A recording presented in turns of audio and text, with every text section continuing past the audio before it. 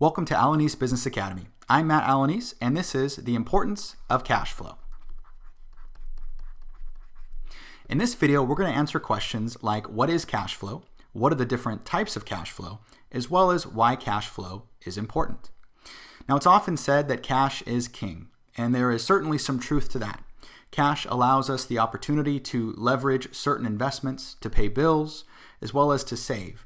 And without cash, we don't have those same opportunities. So, in order to measure the extent to which we have cash, we take a look at what we call cash flow. Now, cash flow is simply the direction or the movement of the most liquid form of payment, which is cash.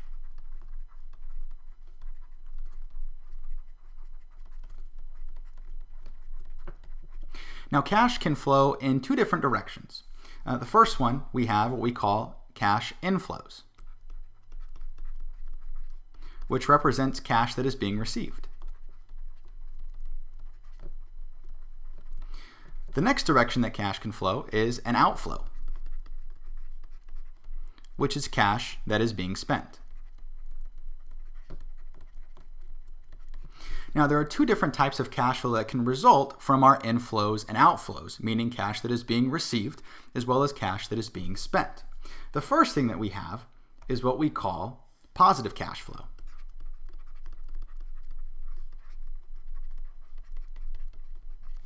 Positive cash flow is the result of our cash inflows being greater than our outflows.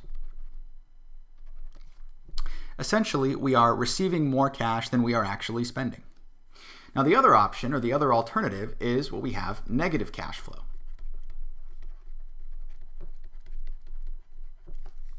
And negative cash flow is, of course, our cash inflows are less than our outflows over a given period of time. So we are spending more cash than we are actually taking in.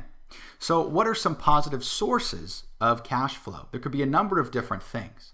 Sources of cash include everything from an actual job, right? Money that you receive from a paycheck on a maybe bi-monthly or monthly basis.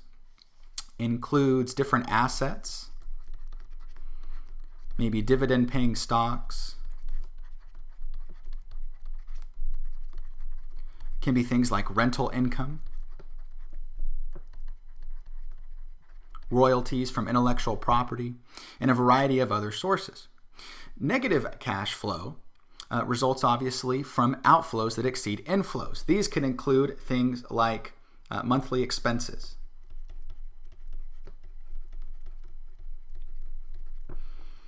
can include car loans, mortgages,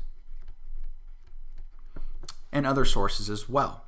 And these are commonly held to be believed assets like car loans and mortgages, right? Cars are considered to be an asset, the same thing as homes. However, they generate negative cash flow because when you have a car loan, you're typically paying a monthly payment interest. You also have maintenance on the vehicle itself. The car itself does not appreciate, it depreciates rather. Same thing with mortgages. There are additional negative cash flow generated from a mortgage. Things like property taxes and regular maintenance and homeowners insurance.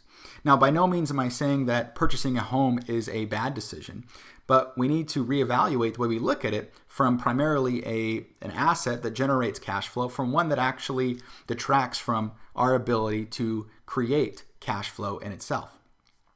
Now, cash flow is important for a variety of different reasons. The first thing is that having positive cash flow over a period of time allows you to leverage opportunities. If an opportunity for investment arises and you have positive cash flow, you have reserves established where you can potentially invest in whatever opportunity that may be, whether it's purchasing a home for rental income or purchasing dividend-paying stocks or a variety of other opportunities. You would not be presented with those opportunities if you did not have cash available unless you wanted to go into debt. The second thing, and maybe one of the more important ones, is that it prevents you from accumulating debt.